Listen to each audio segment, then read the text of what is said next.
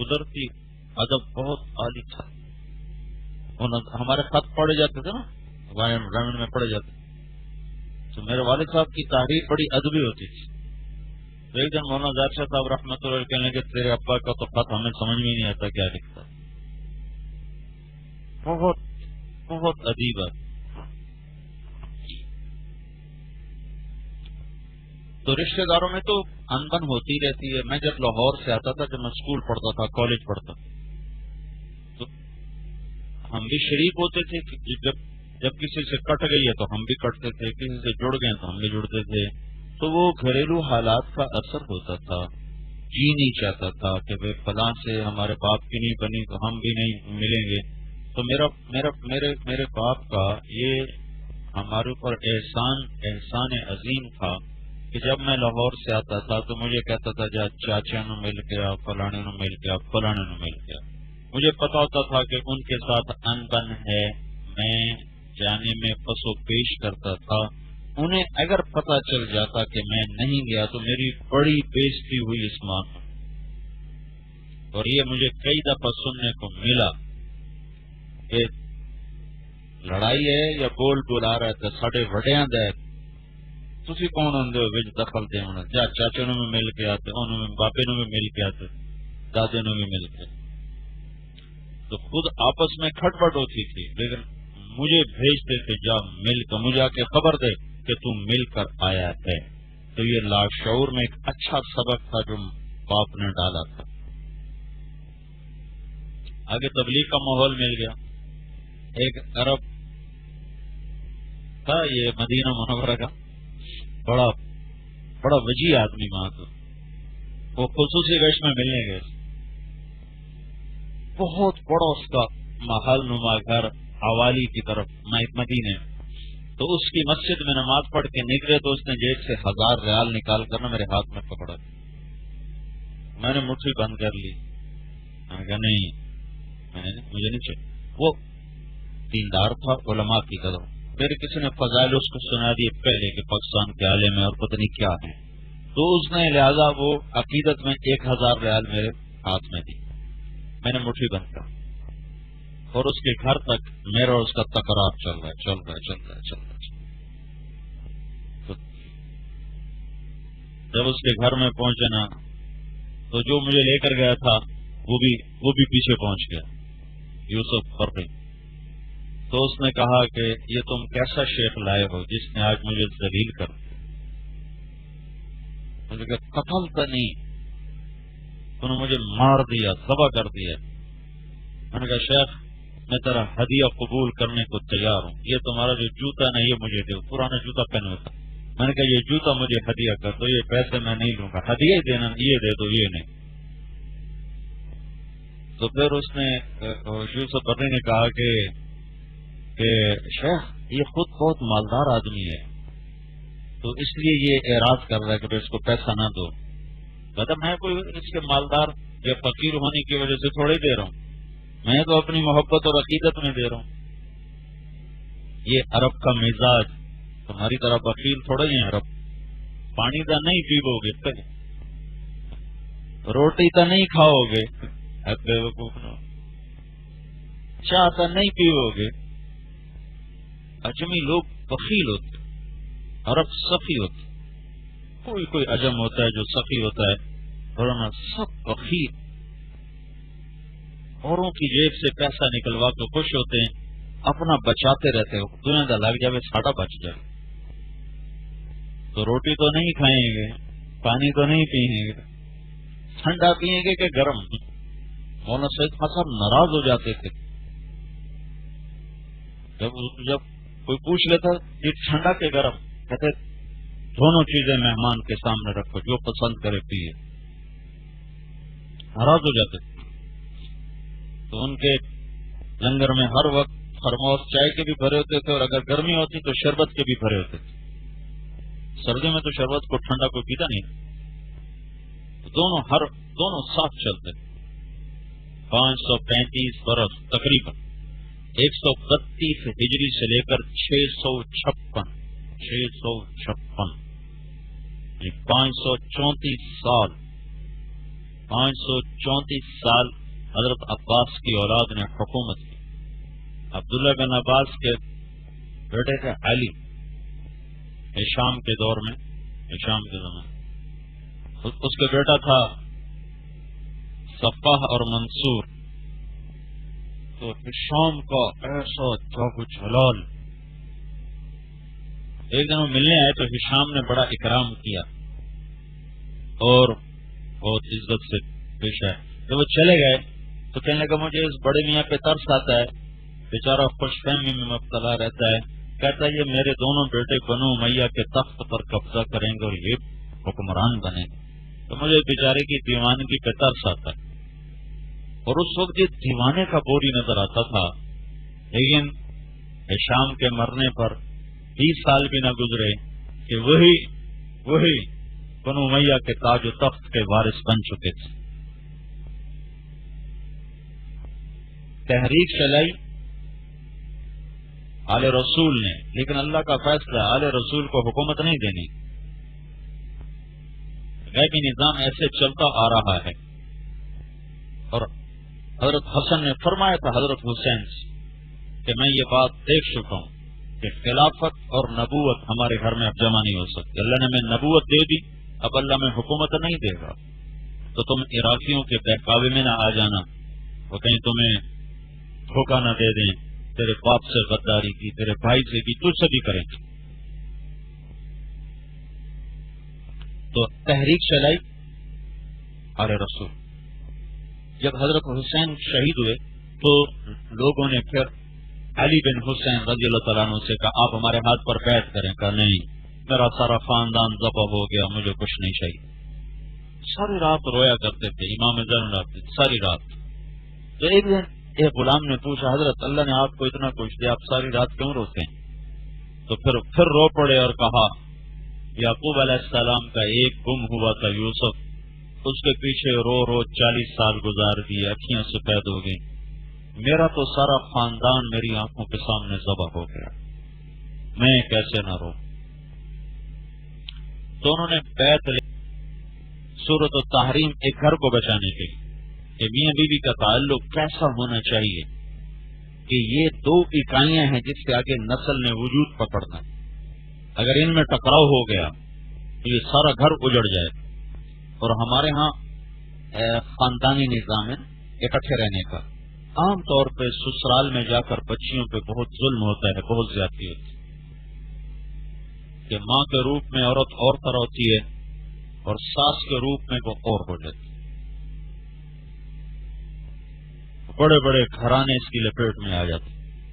اور چونکہ ماں باپ سے ایک عقیدت ہوتی ہے تو اس عقیدت کی وجہ سے عام طور پر لوگ اپنی بیویوں پہ ظلم و ستم کر جاتے ہیں. بس میری ماں کے آگے نہیں بولنا، بس میری ماں کے آگے اف نہیں کرنا، بس میرے باپ کے آگے چوں نہیں کرنا، میری بہنوں کے آگے تو نے اف نہیں کرنا، یہ کہہ کر اس کو مسخ کر کے رکھ دیتے. ایک بہت نیک گھرانہ فیصلہ آباد میں سارے تبلیغ والے سارے، اور میاں بیوی کی نوجوان سے شادی ہوئی، کچھ عرصہ گزرا، طلاق تک نوبت پہنچ کر یوں ایک کچا دھاگا باقی تھا، قریب تھا کہ ٹوٹ جائے. اور پیچھے سبب کیا تھا؟ ساس بچے کو ابھار طلاق تک پہنچا دی. اور پیچھے بات کیا نکلی؟ میں بیچ میں پڑا، اللہ نے اس گھر کو باقی رکھنا تھا، ہمیں ذریعہ بنا لیا. کہ کوئی اور بھی ذریعہ بن سکتا تھا، اللہ نے ہمیں توفیق دی. پیچھے بات کیا نکلی کہ ساس کو یہ گلا تھا اپنی بہو پر کہ جب یہ اپنے ماں باپ کے گھر جاتی ہے تو مجھ سے پوچھ کے نہیں جاتی. یہ بات میں نے کہا خامد سے پوچھ کے جاتی ہے، خامد کی اجازت کے بغیر تو جاتی نہیں، تو پھر ساس سے پوچھنا تو ضروری، کوئی اجازت خامد کی ہے، ساس کی نہیں، سسر کی نہیں، خامد کی. ہاں یہ کسی بچی کی سعادت ہے کہ وہ خامد کے ماں باپ کو بھی ماں باپ کا درجہ دے کر ان سے بھی پوچھے. لیکن اگر وہ خامد سے پوچھ کر جا رہی ہے تو خامد کی ماں کا حق تو نہیں کہ تو کتنے جا رہی، میرے کو کیوں نہیں پوچھا. اتنی بات پر اس نے بچے کو یہاں تک پہنچایا کہ وہ طلاق دینے کے تیار تھا کہ اللہ نے بیچ میں ڈالا اور وہ 3-4 گھنٹے کی مجلس لگ کے اللہ تعالیٰ نے اس گھر کو ٹوٹنے سے بچا لی. ویسے تو جان بہن سے زیادتی ہوتی ہیں، جان بہن سے، لیکن 95% زیادتی سسرال والے کر کہ وہ کسی کی بیٹی کو لے کے جا رہے ہیں. تم ایک بچے کی قربانی دیکھو کہ صرف ایک لفظ پر قبول پر وہ اپنی عزت تمہارے حوالے کر دیتی. ماں باپ خامد کے لیے چھوڑ دیتے، بہن بھائی چھوڑ دیتے، اپنی سہیلیاں چھوڑ دیتے، اپنا گھرانہ چھوڑ دیتے، اور جاتے ہی اس کو سولی پہ لٹکا دیا جاتا ہے. میری ماں نال دعا کرنا، پیو نال اے کرنا، ابے نو اے نہیں آکھنا، اما نو اے نہیں آکھنا، بہنوں نو اے نہیں آکھنا، تو چوں نہیں کرنی، تو ان کی خدمت کرنی، تو ان کی خدمت کرنی ہے.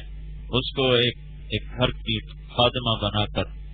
اس کے لیے میں نے اتنے قصے سنے ہیں کہ پک گئے میرے کان، رو رو ختم ہو گئے میرے آنسو. اتنا ظلم و ستم. اللہ نے سارے قرآن میں کسی جگہ عورتوں سے نہیں کہا خامدوں کی خدمت کرو، خامدوں کے مردوں سے کہا ہے عورتوں سے اچھا سلوک کرو، عورتوں سے اچھا سلوک کرو. یہ نہیں کہ عورتوں کے ذمے نہیں، چونکہ ذمہ دار مرد ہے، مخاطب مرد ہے. عاشروہن بالمعروف، عاشرنہم بالمعروف نہیں ہے. اللہ عورتوں سے کہے کہ ان خامدوں کی خدمت کرو. خدمت فرض ہے. اللہ کے نبی نے کہا اگر میں سجدے کی اجازت دیتا اپنی شریعت میں تو عورت سے کہتا اپنے خامد کو سجدہ کر. خامد کی اطاعت کو اللہ تعالیٰ کا نبی سجدے تک لے گیا، سجدے. www.dasquran.com. لیکن قرآن کا جو مخاطب ہے وہ مرد ہے، عورت نہیں ہے.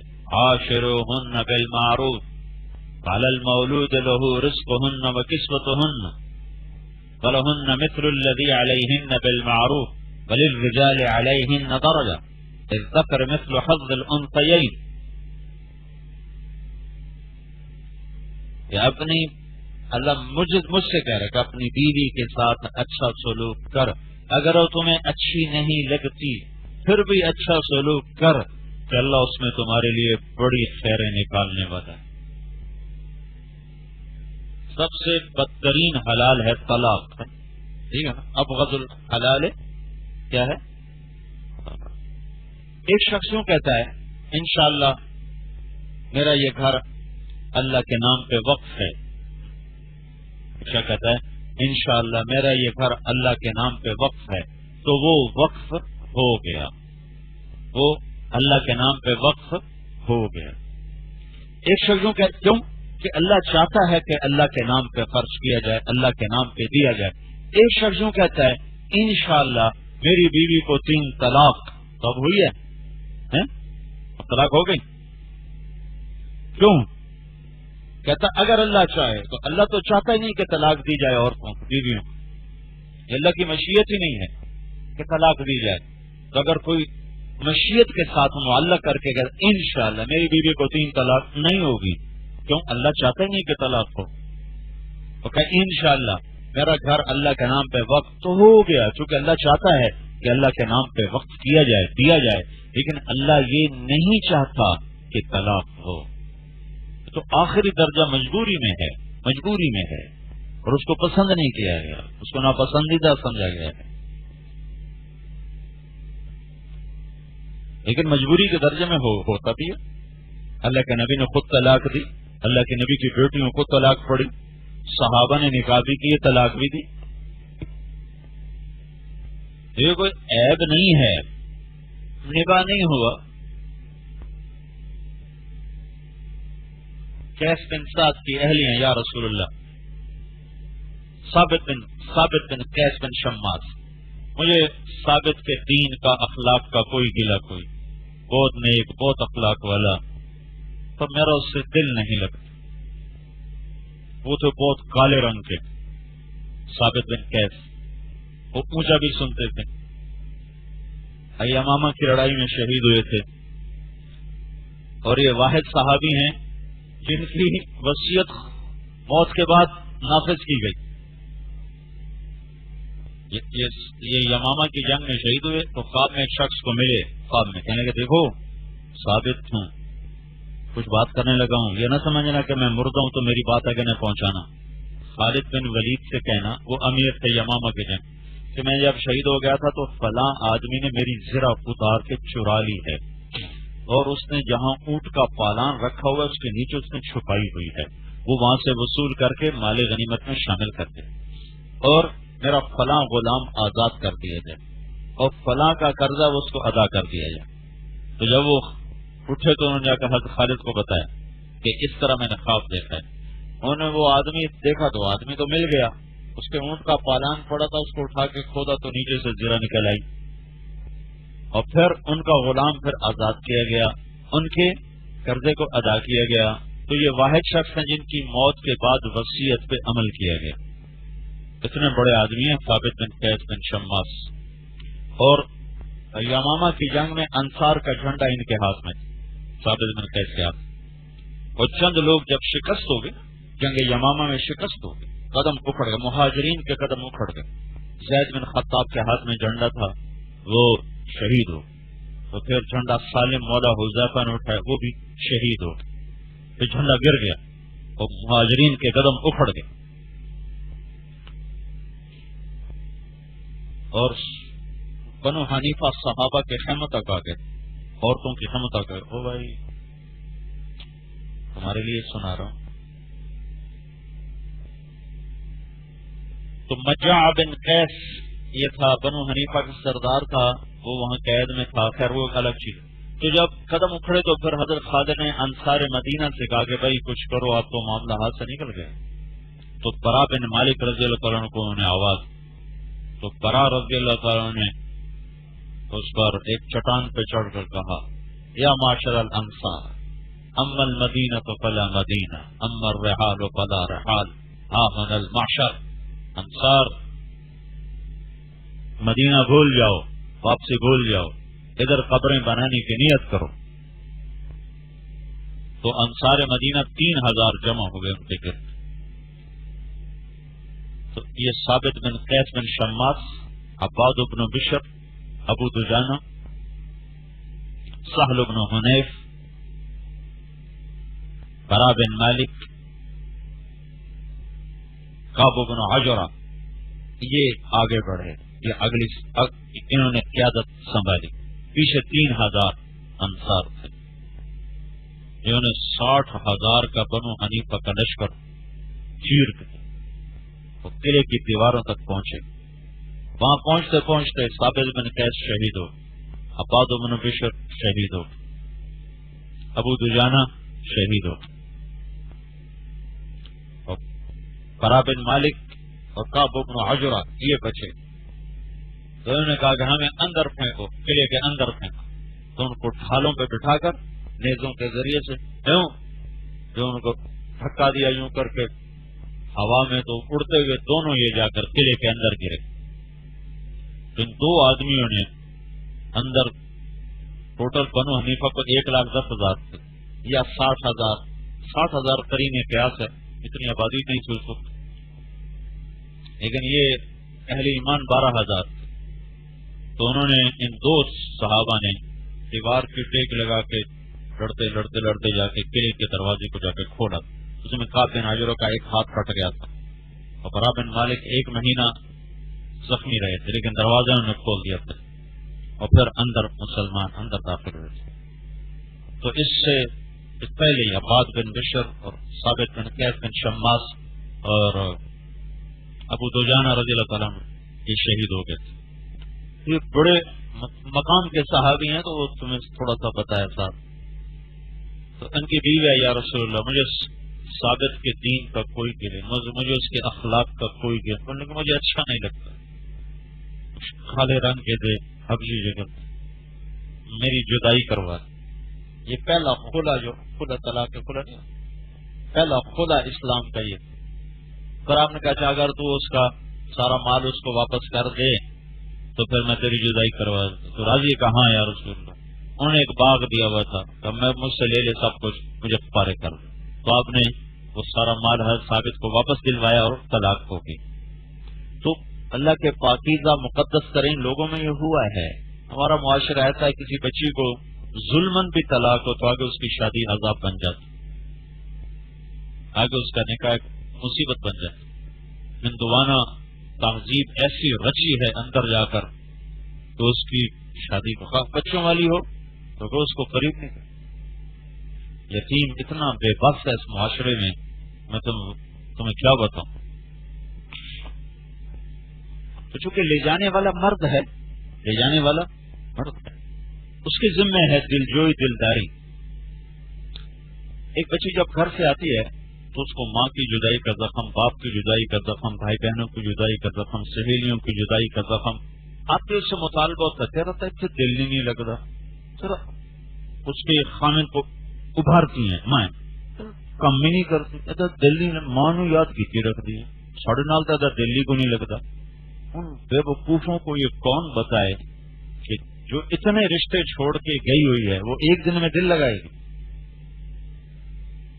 ایک ہفتے میں دل لگائے گی، ایک سال میں دل لگائے گی.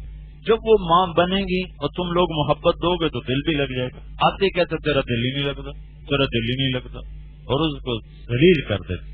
جب وہ مائیں بنتی ہیں تو پھر خود ہی اپنے ماں باپ بھول جاتے ہیں، پھر خود ماں کا جذبہ غالب آتا ہے، باقی رشتے پیچھے چلے جاتے ہیں. لیکن اس کے ماں بننے تک اس کو اتنی ذلت کی گھاٹیوں سے گزرنا پڑتا ہے. کوئی گھر ہوتا ہے جہاں ساس ماں بن کے وہ بہو کو چلا رہی ہو، ورنہ ایک ظالم جلاد کی شکل ہوتی ہے، سسر کی بھی ساس کی. ایک انتہائی نیک آدمی، جتنی تعریف کروں کم ہے. اپنی بہو کہنے لگے اسی نو نہیں لے آتی، ڈین لے آتی ہے، ڈین. اور واللہ وہ اتنی نیک بچی میں تمہیں کیا بتا، اس کے منہ میں زبان ہی نہیں ہے، نو نہیں آتی، اسی ڈین لے آتی. یہ اس ماحول کے زہریلے رشتے ہوئے زخم ہے جو میں تمہیں بتا رہا ہوں. کیونکہ تم بھی اسی ماحول میں ہو، تم دین بھول جاتے ہو. یہ باب تم نے پڑھے نہیں ہوتے ہیں تو تم بھی اپنی بیویوں سے بدتمیزی کی حد تک چلے جاتے. یہ اس لڑکے کے ذمہ ماں کو اس کا حق دے، باپ کو اس کا حق دے، بیوی کو اس کا حق دے. ایک کی وجہ سے دوسرے پہ زیادتی نہ ہو، ایک کی وجہ سے دوسرے پہ ظلم نہ ہو. آج کل کے ماں باپ اس قابل نہیں کہ وہ کہیں طلاق دے دو تو طلاق دے دی جائے. ابو بکر جیسا باپ کہے طلاق دے دو، وہ کہیں طلاق دے دو تو طلاق دے دی جائے. ابو بکر جیسا باپ کہے طلاق دے دو بیوی کو تو وہ، عمر جیسا باپ کہے، ابراہیم جیسا باپ کہے طلاق دے دو تو ٹھیک ہے. آج کل کے ماں باپ کو تو شعور ہی نہیں، ان کے کہنے پہ طلاق دینا تو ظلم ہے. تو شعور تو کہیں ایسا ماحول ہو تو فضا کو سازگار بنانے کی کوشش کرو، ہموار بنانے کی کوشش. اپنے پر گزرے تو نبھاؤ محبت سے، پیار سے. اظہار محبت بڑا ضروری ہے. ایک عورت سخت گرمی میں کھانا پکا کے تمہارے آگے رکھ کے کوٹی نہیں گلی ہوئی، نمک زیادہ ہے، تم نے اس کو تباہ کر. اورنگزیب عالمگیر جب بادشاہ بنا تو اس نے اپنے باورچی کو بلایا، کہنے لگا میرا کھانا سن لو. جی. دوپہر کو مونگ کی دال کی کھچڑی اور شام کو مسور کی دال اور 2 روٹیاں. ان کا حضرت میں شاہ جہان کا باورچی ہوں، میں مشک و عنبر والی کھچڑی جانتا ہوں، یہ مونگ کی دال والی کھچڑی میں نہیں جانتا ہوں. آپ کسی اور کو رکھ لیں، میں نہیں کرتا نوکری چھوڑ دیں. اتنے شاہانہ دسترخوان تھے مغلوں کے کہ کھچڑی میں بھی مشک و عنبر ڈلتا. تو اس نے ایک باورچی رکھ لیا. اب وہ دوپہر کھچڑی اور رات کو دال. مہینے بعد وہ بھاگ گیا. دیکھنے میں بادشاہ کا باورچی اور آگے واسطہ پڑ جائے کھچڑی اور دال سے تو جو رکھے وہ بھاگ جائے. تو تھا بہت نیک بادشاہ ہوتا. ایک دفعہ آخری مرتبہ اس نے تنگ آ کر تحریری معاہدہ لکھوایا کہ کم از کم 1 سال میری نوکری کرنی ہو. جب اندر کی بات کا تو اس کو پتہ نہیں تھا کہ اندر کی. جب وہ پتہ چلا کہ دوپہر کھچڑی سے راتی دال، مر گیا، اب کیا کروں؟ میں چکر ایسا چلاتا ہوں کہ خود ہی مجھے بھگائے. تو اس نے نا دوپہر کے کھانے میں ٹکا کے نمک ڈال دی، زہر ہو گئی کھچڑی. تو جہاں اورنگزیب چپ کر کے کھا گیا، ایک لفظ نہیں بولا. تیرے پیچھے سو رہا ہے، تو پیچھے دیکھ رہا ہے، میں تجھے کہہ رہا ہوں بیوقوف. اس اس نے سوچا کہ یہ مجھے بلائے گا، دفع ہو جا بدتمیز، تجھے پکانا نہیں آتا، وہ چپ کر کے کھا گیا۔ تو اگلے دن اس نے کیا کہ بالکل ٹھیک بھی پکا، نمک کا ایک ذرہ نہیں ڈالا، وہ بھی چپ کر کے کھا گیا۔ پھر وہ بڑا پریشان ہوا کہ اب کیا کروں، تیسرے دن برابر ڈالا پورا۔ تو پھر اورنگزیب نے اس کو بلایا، کبھی بات سنو، ایک طرز اختیار کر لے جو کرنا ہے، یہ روز مجھے تجربے نہ کرا، کبھی زیادہ کبھی ہے نہیں کبھی برابر۔ کہنے لگا حضرت میں کروں تو کیا کروں، مر گیا دال کھا کھا کے، ادھر آپ کے ساتھ 1 سال کا معاہدہ ہوا پڑا، ادھر دال کھا کھا کے مر گیا ہوں، تو میں چاہتا ہوں آپ مجھے چھٹی دے دیں، مجھے بھگا دیں، اس لیے میں یہ کام کر رہا ہوں۔ کہنے لگا اچھا کل میری کھچڑی تھوڑی سی زیادہ بنا دیں۔ اپنے ہاتھ کی کمائی سے کھاتا تھا، ٹوپیاں سیکھتا تھا، اس سے جو پیسہ آتا تھا اس سے اپنا کرتا چلا تھا۔ تو اس نے اگلے دن تھوڑی کھچڑی زیادہ بنائی، تو اس نے اپنی کھچڑی کے 7 نوالے بنائے، اس کے 7 وزیر تھے، 7 نوالے۔ اتنا بڑا بر اعظم، اتنی بڑی حکومت، 7 وزیر، یہ ہمیں ایسے الو کے پٹھے ملے ہیں، اتنا سا ملک اور 70 وزیر بنائے ہوئے۔ تو اس کی اتنی بڑی سلطنت، دنیا کی سب سے بڑی سلطنتوں میں سلطنت تھی اورنگزیب کی، اور کل 7 وزیر۔ اس نے 7 نوالے بنا کر کہا یہ ایک ایک نوالا میرے وزیروں کو تحفہ دے۔ کہا جی یہ اورنگزیب نے ہدیہ دے۔ تو پہلے وزیر کے پاس گیا، ان کا جی یہ ہدیہ ہے، وہ تو دیکھ کے حیران، اچھا اورنگزیب نے ہدیہ بھیجا ہے، کب اس کے 1 لاکھ روپے انعام دے۔ دوسرے وزیر کے پاس گیا، ان کا 1 لاکھ دے دو، تیسرا 1 لاکھ، چوتھا 1 لاکھ، 7 لاکھ اس دور کے ہیں۔ جو واپس آیا تو کہنے کہ ہاں کیا ہوا، کہا جی 7 لاکھ۔ اچھا اب خوش ہوگا جی بالکل، اب نمک ٹھیک ڈالو گے جی بالکل ٹھیک ڈالوں۔ تو اس نے اپنے نوکر سے یہ سلوک کیا، تم بیویوں کو ذلیل کر دیتے، میرا بٹن نہیں تم نے لگایا، میرا کرتے کا بٹن ٹوٹ گیا تو اندھی ہے تجھے نظر نہیں آیا، یہ چائے تو نے ٹھنڈی دے دی ہے۔ یہ روز کے واقعات دیکھ کے تمہیں بتا۔ اور بیوی کے ماں باپ کو ذلیل کرنا یہ ہمارے معاشرے میں عزت سمجھا جاتا ہے۔ بیوی کے ماں باپ کو ذلیل کرنا، انہیں گالیاں دینا، انہیں برا بھلا، انہیں ناک سے چبوانا، یہ تمہارے معاشرے میں ایک بڑی چیز سمجھا جاتا ہے۔ یہ ہمارے جو ذمہ دار ہیں نا، میں تو اس گھرانے سے تعلق رکھتا ہوں، ہمارے جو بڑے، جو آج کل کی نسل تو اب کچھ بھی نہیں رہ گئی، جو ہمارے بڑے تھے نا، ایک نسل پہلے ہمارے باپ چاچے تائے، یہ لوگ تیرے کے انتہائی با اخلاق لوگ تھے۔ مہمان رات کو آ جائے، دن میں آ جائے، دوپہر میں آ جائے، وقت پہ آ جائے، بے وقت آ جائے، ان کے ماتھے پہ شکن نہیں آتی، اور مہمان کی خدمت کرنا، پچھ جانا اپنی عزت سمجھتے۔ میرے والد صاحب فرمایا کرتے تھے کہ 100 مہمانوں کو میں نے اپنے ہاتھ سے کھانا کھلایا، تیرے میں 100 مہمان رات گزارنے والے اور ملنے والا کوئی نہیں، مسافر راہگیر، ایسے بڑے خوش ہو۔ لیکن یہی لوگ جو تیرے میں مہمانوں سے انتہائی با اخلاق، جب گھر میں آتے تھے تو انتہائی بدتمیز، اور اپنی بیویوں سے انتہائی ذلت کا سلوک کر، پستی کی آخری حد تک ان کو پہنچانے کا پورا زور لگاتے۔ باہر ڈیرے کرو انتہائی اخلاق والا، گھر میں گئے انتہائی بدتمیز، گالیاں دینی، غلیظ گالیاں۔ میرے باپ کا مزاج یہ نہیں تھا، اللہ تعالیٰ نے پتہ نہیں کیسے اس کو یہ الگ ہی سب سے مزاج تھا اس کا۔ ان کے گھر میں کبھی لڑائی ہوتی تھی، کبھی کبھار نوکروں پر یا ہماری ماں سے تو بس ایک بات پر ہوتی تھی کہ مہمان کو وقت پہ کھانا نہیں پہنچا یا مہمان کو اچھا کھانا نہیں پہنچا۔ کبھی ہو ہی جاتا جب ہر وقت مہمانوں کی آمد ہو تو کبھی اونچ نیچ ہو ہی جاتی ہے، بس اس بات پہ غصہ۔ ورنہ کبھی ایک نوجوان میرے پاس آیا، کہنے لگا جی بیوی سے لڑائی رہتی، کوئی تعویذ دے دو، کوئی وظیفہ بتاؤ۔ میں نے کہا بیوی پہ نہ تعویذ اثر کرتا ہے نہ وظیفہ اثر کرتا ہے، بیوی کے ساتھ حسن سلوک کرو تو تمہاری غلام۔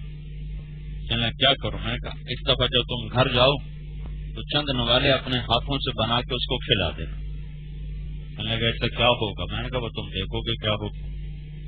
اللہ کے نبی حضرت عائشہ کو کھلایا کرتے تھے، بٹھا کے کھلایا، ہاتھ سے کھلاتے. عرب میں بڑی بوٹیاں ہوتی ہیں کھانے کی، یہ چھوٹی چھوٹی بوٹیاں نہیں. حضرت عائشہ وہ گوشت کا ٹکڑا اٹھا کے جب کھاتی، جب وہ رکھ دیتی تو اس کو اللہ کے نبی اٹھا کر وہاں سے کھاتے جہاں سے حضرت عائشہ نے کھایا ہوتا. بڑے پیالے ہوتے تھے پینے کے، جب اٹھا کے پیتی تو نیچے رکھتے تو اللہ کے نبی اٹھا کر وہاں سے پیتے تھے جہاں سے حضرت عائشہ نے پیا ہوتا. اظہار محبت، اظہار محبت.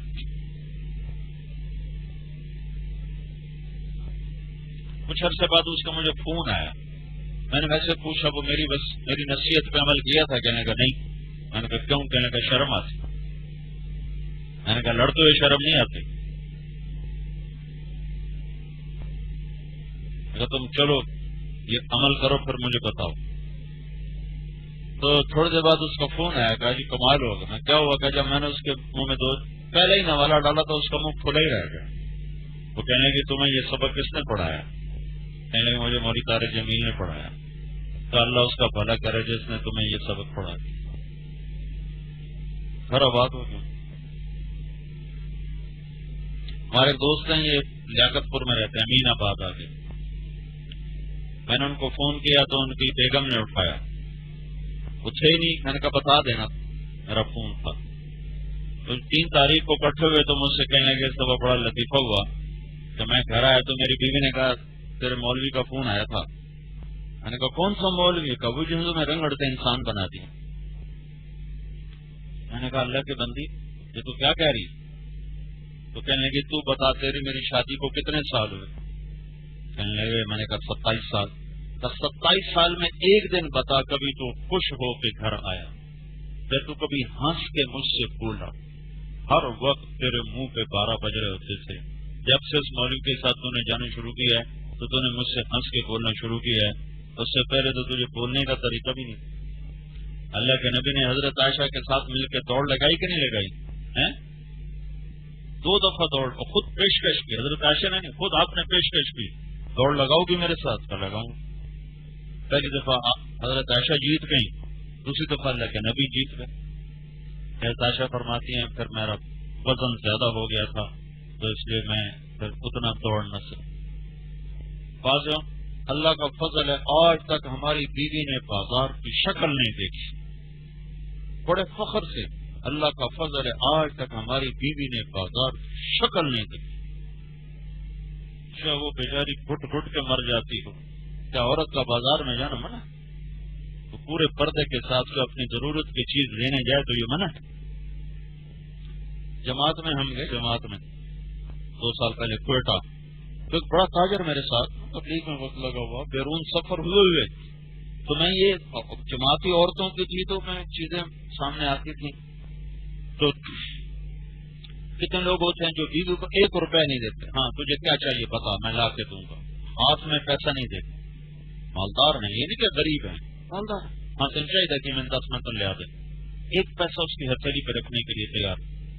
دوستوں کو کھلا دیں گے، عورت کی ہتھیلی پہ 10 روپے رکھنے کے لیے تیار نہیں ہوتے. اور اللہ کے نبی اپنی بیگمات کو پورے سال کا خرچہ پورا دے. ابو داؤد میں پڑھو کہیں لکھا ہوا ہے، ڈھونڈنا بھائی ہے پورے سال کا خرچہ ان کے حوالے کرتے تھے. تو 3-4 دن بعد کہنے لگا اچھا اب پتہ چلا کہ بیویوں کو بھی خرچہ دیا جاتا ہے. تو پہلے کہاں رہتے تھے بھائی پتہ ہی کوئی. 3 چیلے بھی لگ گئے، بیرون کے سفر بھی ہو گئے، روزانہ کی جماعتوں میں بھی چلنے والے بن گئے. لیکن کہلا مجھے تو اب پتہ چلا کہ بیویوں کے ہاتھ میں خرچہ دیا جاتا ہے. عائشہ کو حبشیوں کا تماشا دکھایا تھا کہ نہیں دکھایا تھا اللہ کے نبی؟ تو اپنے گھر والوں پہ وسعت اللہ نے دیا تو وسعت کے ساتھ خرچ کرو. درمیانہ ہے درمیانہ خرچ کرو. تنگی ہے تو اس کو شریک کرو. وہ دیکھو کہ تیرے سامنے یہ ہے. حسن سلوک کے ساتھ، حسن معیشت کے، حسن عشرت کے ساتھ، حسن معیشت کے ساتھ. ام حبیبہ رضی اللہ عنہ کا مہر کتنا تھا؟ ام حبیبہ رضی اللہ عنہ کا جو نکاح کیا نجاشی نے، مہر کتنا تھا؟ 400 دینار. 400 دینار. 400 دینار آج کا تقریباً 40 لاکھ روپیہ بنتا ہے. اگر سونے کا ریٹ 25,000 روپے تولہ کے قریب ہو تو تقریباً یہ 40 لاکھ روپیہ بنتا. آپ نے اس پہ نکیر نہیں فرمائی، چونکہ نجاشی نے دیا تھا، نجاشی نے اپنی طرف سے. نجاشی وکیل بنا اللہ کے نبی کی طرف سے، اور خالد بن سعید بن عاص یہ وکیل بنے حضرت ام حبیبہ کی طرف سے. خالد بن سعید بن عاص بنو امیہ کے بڑے سرداروں میں سے اور ابتدائی اسلام کے صحابہ میں سے، مہاجرین اولین میں سے، ہجرت حبشہ بھی ہے، ہجرت مدینہ بھی. وہ وکیل بنے تھے ام حبیبہ کی طرف سے، اور نجاشی وکیل بنا تھا اللہ کے رسول کی طرف سے. پھر اس نے 400 دینار اپنی طرف سے مہر پیش کیا. حضرت عمر رضی اللہ تعالیٰ نے ام کلثوم رضی اللہ تعالیٰ عنہ حضرت علی کی بیٹی سے نکاح کیا، 40,000 درہم مہر ادا کیا. عبداللہ بن جعفر رضی اللہ تعالیٰ عنہ نے حضرت علی کی بیٹی زینب سے نکاح کیا، 40,000 درہم اس کا مہر ادا کیا. اللہ نے وسعت دی ہو تو مہر میں زیادتی کوئی عیب نہیں. یہاں کہتے ہیں نہیں 500 روپے میں لکھو 500، چھوٹے بڑی بے غیرتی، مہر زیادہ کرنا بڑی بے غیرتی. اور وہ جو دوسری بے غیرتی ہے کہ اس بیچاری جانے والی کو چیر پھاڑ کے رکھ دیتی، سوائے آنسو بہانے کو اس کا اور کوئی کام نہیں رہ جاتا. ہمارے خاندان میں ایک عورت تھی، اس نے اپنے کیا بتاؤں 4 لڑکیوں کو طلاق دلوائی. بھائیوں کی شادیوں میں اس خاتون نے ایسا کردار ادا کیا، 4 عورتوں کو طلاق ہوئی اس عورت کی وجہ سے. 4 عورت، ایک بھائی کی شادی ہوئی طلاق، دوسرے بھائی کی شادی ہوئی طلاق، تیسری کی طلاق، چوتھی. 4 عورتیں اس گھر سے نکلی، اس کے پیچھے وہ ایک عورت تھی. اس عورت کی 4 بیٹیاں تھیں، وہ 4 بیٹیاں آج بیوہ بیٹھی ہوئی ہیں. کروڑوں پتی، بہت زیادہ جائیداد، باپ بھی مر گیا، وہ ماں بھی مر گئی، جوان بیٹیوں کو چھوڑ کر مر گئی. آج وہ بیٹیاں بوڑھی ہو گئی،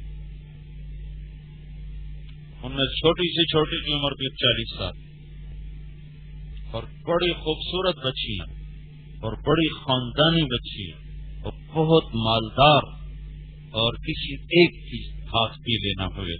4 بچیوں کا گھر اجاڑا، 4 بیٹیاں گھر میں لے کے بیٹھے بیٹھے مر گئی، اور وہ آج تک ویسی بیٹھی. ہمارے اپنے رشتے داروں میں سے، نانکوں میں سے، ننحال میں سے. کما تدین و تودان، تو جو تمہارے ذمہ وہ بتا رہا ہوں.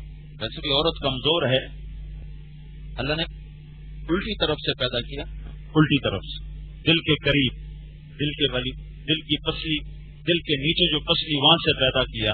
یعنی عورت ماں، بیٹی، بیوی، بہن، خالہ، پھوپھی، دادی، نانی، جس روپ میں بھی ہونا، اس کا مقام دل کے پاس ہے.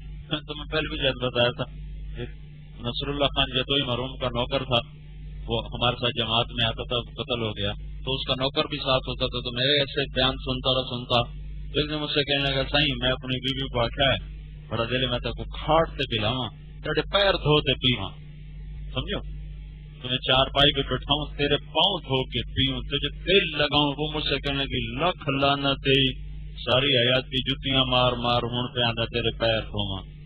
وہ کہنے لگا مینوں پتہ ہی کائے نہ ہے زال نال بھی چنگی کری تھی. وہ کہنے لگا مجھے پتہ ہی نہیں تھا کہ بیوی سے بھی اچھا سلوک کیا جاتا. گھروں کی معاشرت، بازار کی سب توڑ پھوڑ ہوا پڑا ہے.